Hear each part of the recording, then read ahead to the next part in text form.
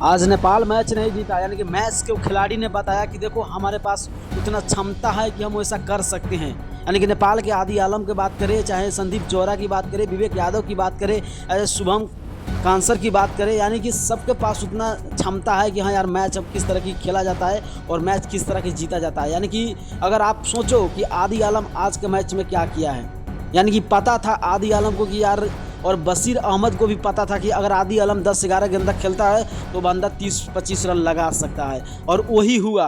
जब वो आउट होने के बाद, रिटायर्ड आउट हुए कि चले गए, उसके बाद आदि आलम का प्रवेश हुआ। और जब आदि आलम का प्रवेश हुआ तो भाई ग्राउंड में एक ही गुंज रहा था कि हाँ यार चौका जाना चाहिए या छक्का जाना चाहिए, क्योंकि आदि आलम जब तक खेलते हैं तब तक देखो उनका स्ट्राइक रेट, यानी कि इस टूर्ना मैच में अगर हम आपको बता दूं सबसे ज़्यादा बेहतर है तो आदि आलम अपना जगह बनाने के लिए परफेक्ट है। यानी कि सीनियर टीम ए के लिए आदि आलम का आप जगह कटने वाला नहीं है। भले एक दो और मैच खेलेंगे मगर आदि आलम अपना भी इस परफेक्ट में, इस टूर्ना मैच में आसाम के विरुद्ध किस तरह की बल्लेबाजी किया है, सबसे ज़्यादा रन भी बनाया है। तो भाई संदीप जोरा भी परफेक्ट है। और अनिल कुमार शाह की बात करें तो वो भी थोड़ा बहुत अच्छा खेले हैं, मगर आज नेपाल ने सबका मैच जीता ही जीता, यानी कि साथ में सबका दिल भी जीत लिया। तो आप लोग क्या सोचते हैं संदीप जोहरा के बारे में, अनिल कुमार शाह के बारे में, चाहे आदि आलम के बारे में, विवेक यादव के बारे में? अपना राय जरूर कमेंट कर दीजिएगा। और नए हो तो चैनल को सब्सक्राइब करते हुए पेज जरूर फॉलो कीजिए।